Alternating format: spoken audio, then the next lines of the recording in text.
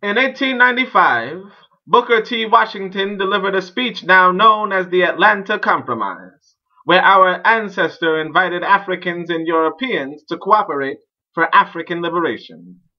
In hindsight, the idea was naive, but to preempt the invitation, Booker T. Washington delivered what I will call the allegory of the Amazonian vessel. He begins. A ship lost at sea for many days suddenly sighted a friendly vessel. From the mast of the unfortunate vessel was seen a signal. Water, water, we die of thirst. The answer from the friendly vessel at once came back, cast down your bucket where you are. A second time the signal, water, water, send us water, ran up from the distressed vessel and was answered, cast down your bucket where you are. And a third and fourth signal for water was answered, cast down your bucket where you are. The captain of the distressed vessel, at last heeding the injunction, cast down his bucket, and it came up full of fresh sparkling water from the mouth of the Amazon River.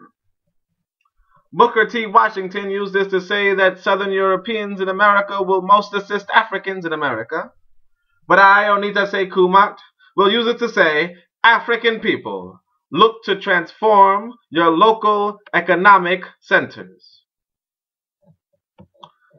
In a sea of prosperity, African people in America raise their buckets above their heads.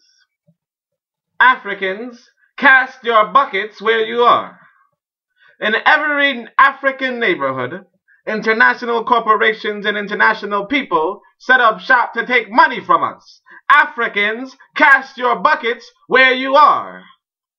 In every one of our neighborhoods, you'll see Asian laundromats by European apartments, Asian hair and nail stores by European clothing stores, Asian corner stores by European policemen and firemen, and never will you see African grocery stores. Africans, cast your buckets where you are. Every week, millions of dollars escape your grasp. It runs to your local economic centers and disappears in the uncaring hands of Asians and Europeans.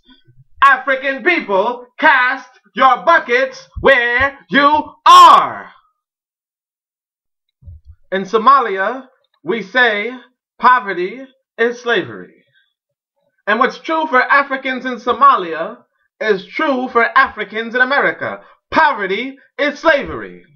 So our circumstances beg the question, when did you learn to love your own enslavement? When did you learn to love eating food that others refuse to eat, causing for you diabetes, obesity, and high blood pressure? When did you learn to love dressing in clothes that others refuse to wear, depicting prison, laborer, and brothel culture? And when did you learn to love living where others refuse to live, by disposal and even nuclear waste facilities? When did you learn to not want prosperous, independent African communities? When did you learn to love slavery? I'll tell you exactly when. Today. The day before. The day before that.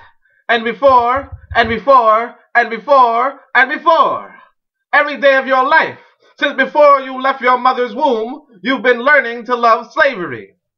Everywhere you turn, everyone you speak to, every which way you look, someone or something is trying to teach you to love your own enslavement. Now, Asians and Europeans are the predominant teachers of this sort of affection. They tell you that you're violent.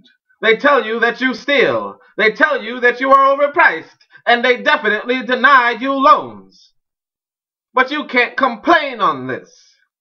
This is what they have done since they came from our wombs, thousands of years ago. And some of these teachers are Africans, sometimes unwittingly, like when in conversation someone says slavery is over and no one disagrees.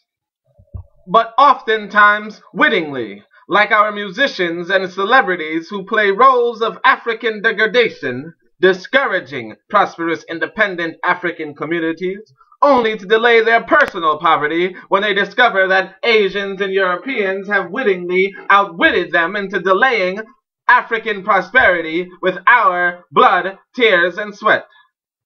But you can't complain on that either, because only those who know better do better, and the African institutions which teach better have little finances, hence little reach.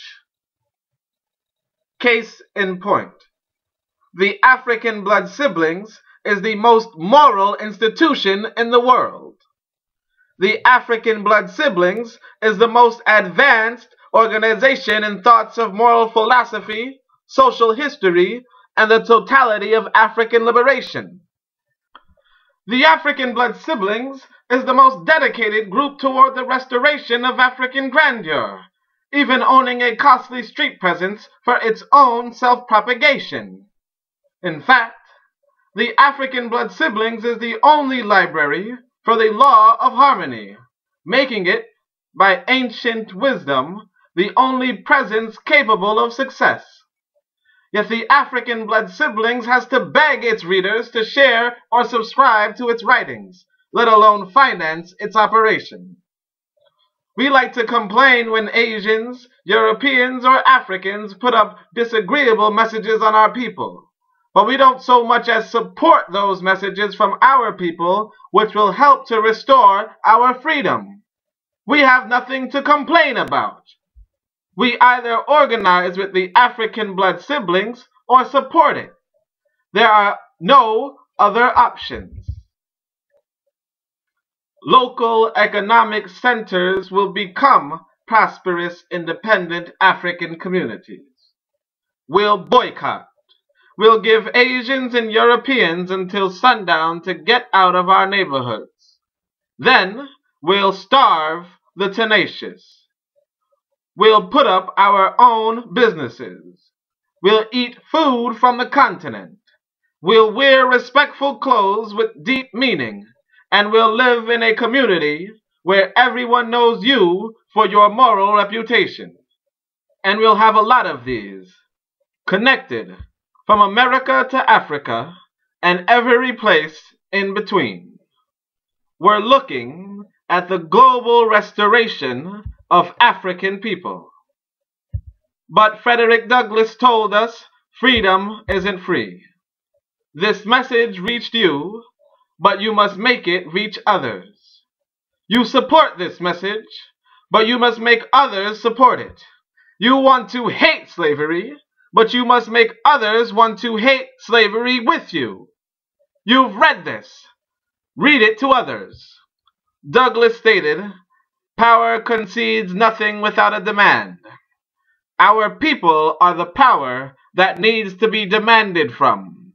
Demand support for the African Blood Siblings, and you will see the meaning of African power." Hotep, my African Blood Siblings.